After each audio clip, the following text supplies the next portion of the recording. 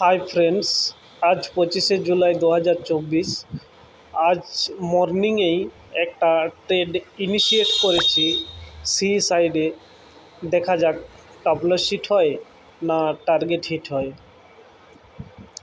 আসুন আজকে এই মর্নিংয়ে ট্রেড নেওয়ার পেছনের কারণ কি সেটাই বোঝার চেষ্টা করি।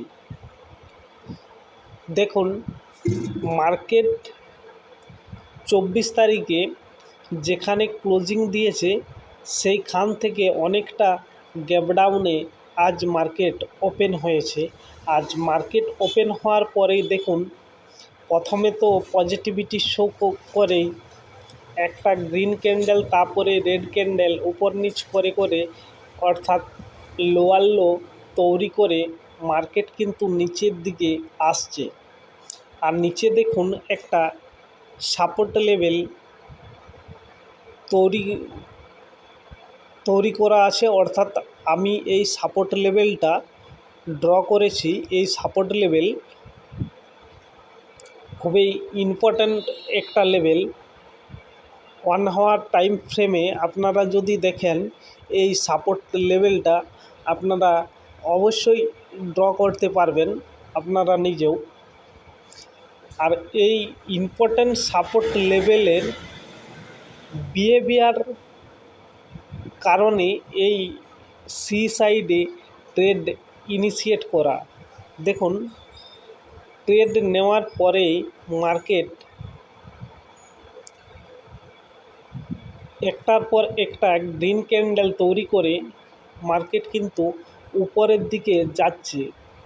আর এখানে এই সাপোর্ট লেভেলে দেখুন ডে লো ব্রেক করার পর এখানে কিন্তু এই সুইংয়ে অর্থাৎ যেখান থেকে সাপোর্ট নিয়েছে মার্কেট সেখানটায় মার্কেট কিন্তু ডে লো ব্রেকআউট দেওয়ার পর কিন্তু মার্কেটে ট্র্যাপ করেছে রিটেল সেলারদের।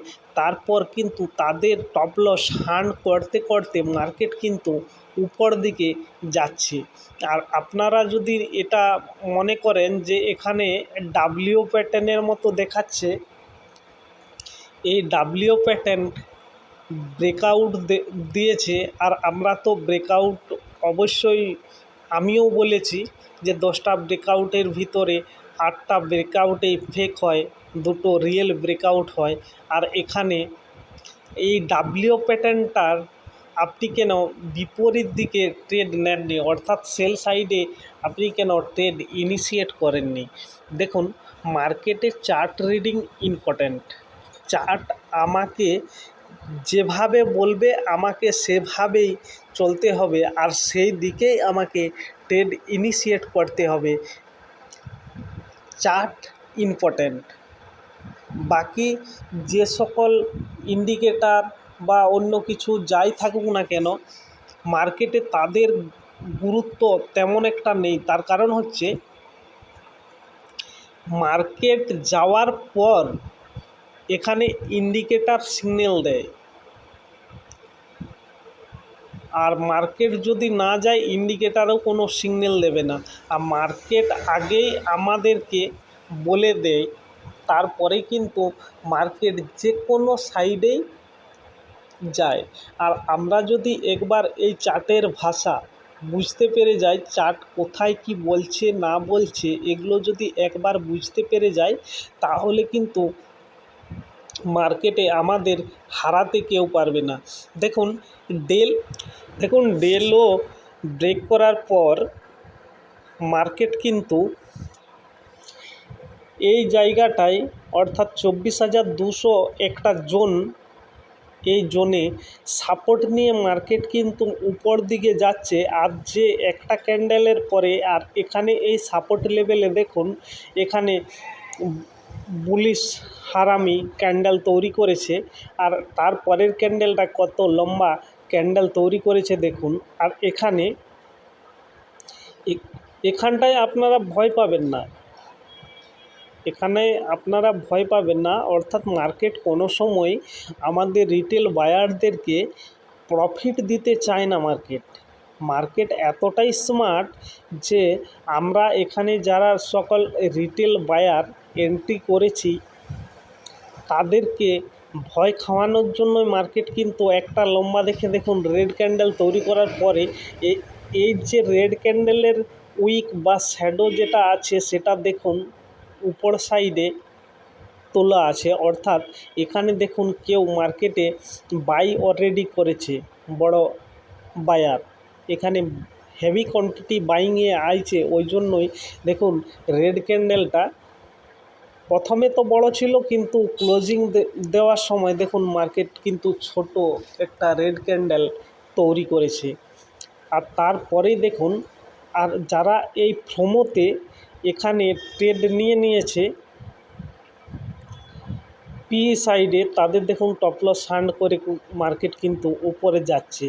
আর দেখুন এখানে একটা সাইলেন্টলি বিহেভিয়ার শো করে মার্কেট কিন্তু এখানে একটা জোনের মতো তৈরি করছে, যাতে মার্কেট আবার সেলারকে ইনভাইট করে, অর্থাৎ সেলারকে আমন্ত্রণ জানিয়ে মার্কেট আবার তাদের এসএল হান্ট করতে করতে উপরে যেতে পারে। একটা রেজিস্ট্যান্স মার্কেট কিন্তু তৈরি করছে।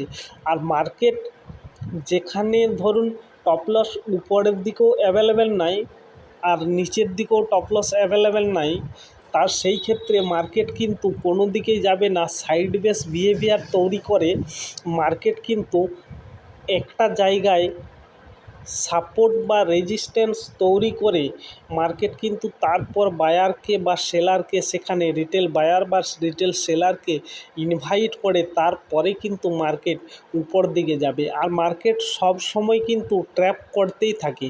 আর এখানে দেখুন ডেলো ট্র্যাপ করার পর এখানে সাপোর্ট নিয়ে মার্কেট কিন্তু উপরে গেছে। আর এটাকে আমরা যদি ডাব্লিউ প্যাটার্ন তৈরি করি বা ডাব্লিউ প্যাটার্ন ভাবি, তাহলে দেখুন ডাব্লিউ প্যাটার্নটা যখন ব্রেকআউট দেয় নেকলাইনটা, ভালো করে নেকলাইন আপনি ড্র করে দেখুন, নেকলাইন যখন ব্রেক করার আগে মার্কেট কিন্তু দেখুন এখানে কিছুক্ষণ ইনভাইট করেছে রিটেল সেলারদের, তারপর কিন্তু মার্কেট ব্রেকআউট দেওয়ার পর মার্কেট কিন্তু উপরে যাচ্ছে।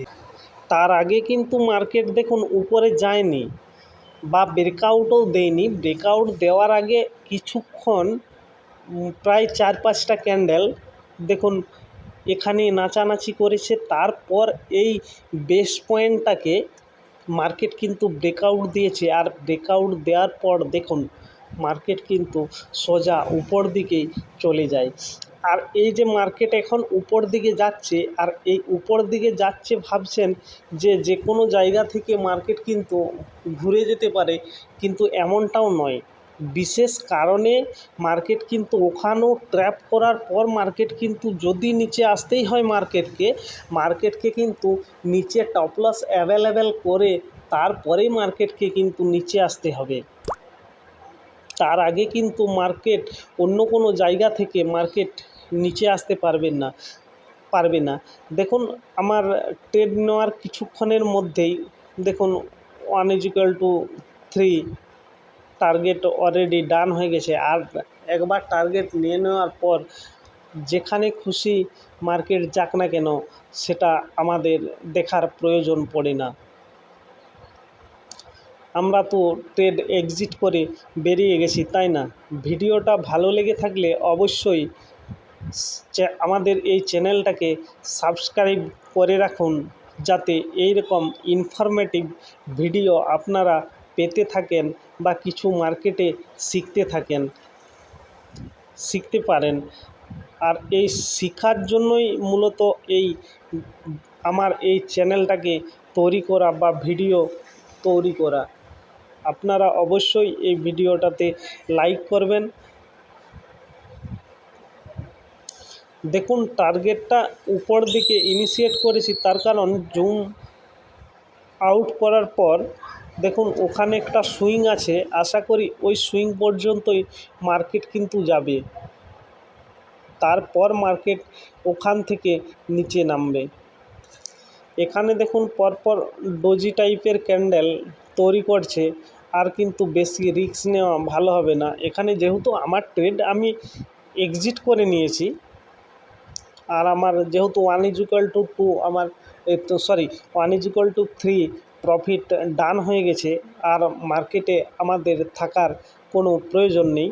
আর মার্কেটে চার্ট রিডিং ইম্পর্ট্যান্ট, আপনারা অবশ্যই চার্ট রিডিং ভালোভাবে করুন।